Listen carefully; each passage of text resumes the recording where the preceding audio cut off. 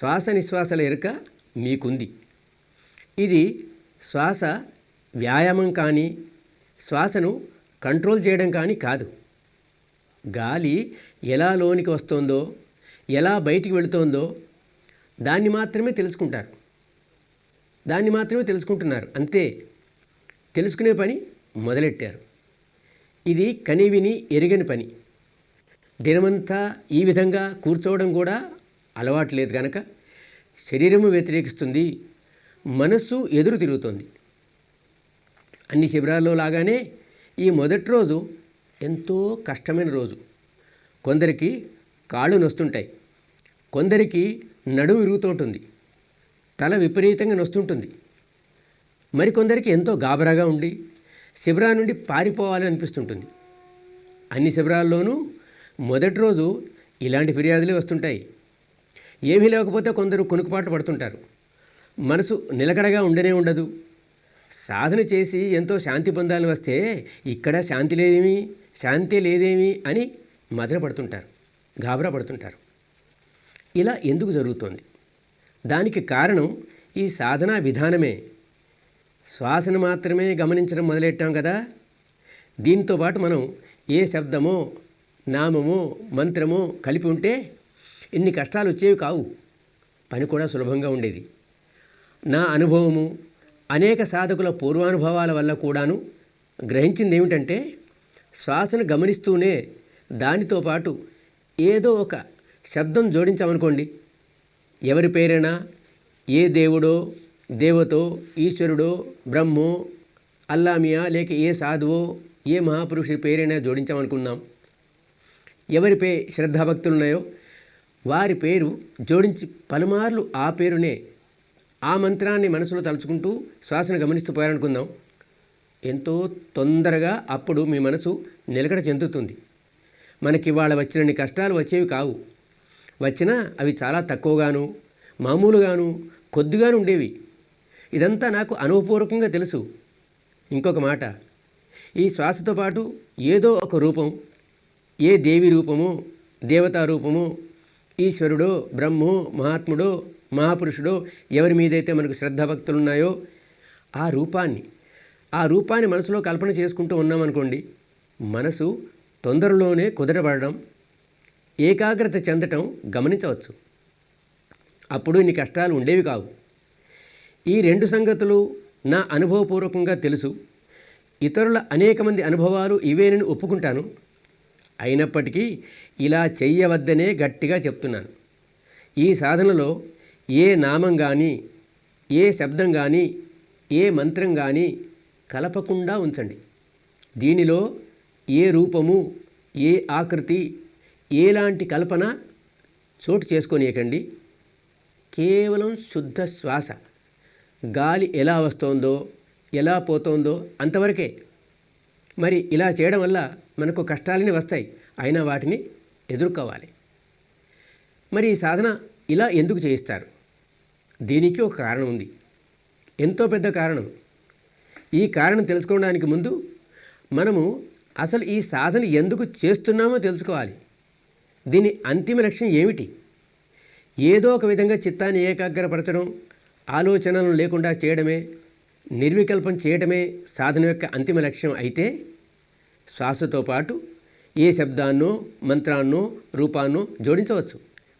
ఇలా చేస్తే మన పని తొందరగా అవుతుంది. కానీ మన సాధన యొక్క అంతిమ లక్ష్యం ఇది ఎంతమాత్రమూ కాదు. చిత్తాన్ని ఏకాగ్రపరచడం మనకొక పరికరం లాంటిదే. అసలు సాధించవలసింది ఇది కాదు. ఏకాగ్రత చెందిన మనసు మన అంతిమ గమ్యం చేరుకోవడానికి సహాయపడుతుంది అంతే. కానీ ఇదే మన లక్ష్యం కాదు. చిత్తాన్ని తన వికారాల నుండి విముక్తిపరచడమే ఈ సాధన లక్ష్యం. ఏకాగ్రత చెందిన మనసు మనకు సహాయం చేస్తుంది, అది వేరే సంగతి. కానీ చిత్తం నిర్వికారం కాకుండా ఏకాగ్రమే అయితే తప్పుదారిన పడ్డట్టే. రాగద్వేషాలతోనో లేక మరి ఏ మనోవికారం ఆసరాగానో కూడా మనసును ఏకాగ్రపరచవచ్చు. అలా చేయడం వల్ల మనసు నిర్మలం కాదు. మనసు నిర్మలం కాకపోతే మన లక్ష్యం పూర్తి కాదు. ఎప్పుడెప్పుడు మనసులో వికారం తలెత్తుతుందో అప్పుడు మనసు వికలమవుతుంది. రాగము, ద్వేషము, క్రోధము, మదము, మోహము, మాత్సర్యము, భయము మొదలైన ఏ వికారమైనా తలెత్తితే మనసు తప్పక వ్యాకులత చెందుతుంది. ఇది తిరుగులేని ప్రకృతి నియమం. అందరికీ ఇది వర్తిస్తుంది. ఎవరు తమలో వికారాలు పుట్టించుకుంటారో వారే వ్యాకులత చెందుతారు. హిందూ అయినా వ్యాకులత పడతాడు, ముస్లిం అయినా వ్యాకులత పడతాడు. అతడు బౌద్ధుడైనా, క్రైస్తవుడైనా, జైనుడైనా, సిక్ అయినా, పార్సీ అయినా భేదమేమీ లేదు. భారతీయుడైనా సరే, బర్మావాడైనా సరే, బ్రిటిష్ వాడైనా తేడా ఏమీ లేదు. ఏ వ్యక్తి అయినా సరే మనసులో వికారం కలిగించుకుంటే వ్యాకుల పడక తప్పదు. మరి వికారాన్ని దూరం ఉంచగలిగితే దుఃఖం దూరం అవుతుంది, వ్యాకులత దానికదే దూరం అవుతుంది. ధార్మిక జీవనం గడిపితే మన జీవితం సుఖశాంతిమయం అవుతుంది. మనకు అందరికీనూ సుఖశాంతులు లభిస్తాయి. అప్పుడే ధర్మం ధర్మం అవుతుంది. అలా కాకుంటే అది మోసమే అవుతుంది. ఈ సాధన మనల్ని ఏ స్థితికి తీసుకెళ్తుందంటే చిత్తం వికారాల నుండి విముక్తి చెంది దుఃఖం నశిస్తుంది. వికారాలను సృష్టింపజేయడమే మనకు అలవాటైపోయింది. జీవితమంతా ఇదే చేస్తున్నాం. ఏ చిన్న విషయంలో మనకిష్టం లేని జరిగినా వెంటనే లోపల చిక్కుముడులు వేసుకుంటాం, టెన్షన్ తెచ్చుకుంటాం, కోపం రావడం, వికారం చెలరేగడం, వ్యాకుల పడటం. అలాగే మనము కోరుకునే ఏ చిన్న విషయంలోనైనా ఆటంకాలు ఎదురైతే వెంటనే లోపల చిక్కుముడులు వేసుకుంటాం, టెన్షన్ తెచ్చుకుంటాం, వికారం చెలరేగటం, వ్యాకులత గురి కావటం. చూడండి, జీవితంలో మనకిష్టం లేనివి ఎన్నో జరుగుతుంటాయి. మనకిష్టమైనవి ఎప్పుడన్నా జరగవచ్చు, జరగకపోవచ్చు. కోరుకున్నది ఒక్కటి నెరవేరితే మరొకటి తలెత్తుతుంది, రెండవది నెరవేరితే మూడవది తలెత్తుతుంది. ఇలా ఎంతకాలం మనకిష్టమైనవి జరుగుతాయి? చివరికి ఎప్పుడో ఒకప్పుడు ఆటంకాలు ఎదురవక తప్పదు కదా. అప్పుడు బాధపడటం, వ్యాకులత చెందటం, మనసును ఒత్తిళ్లకు గురి చేయటం మామూలే.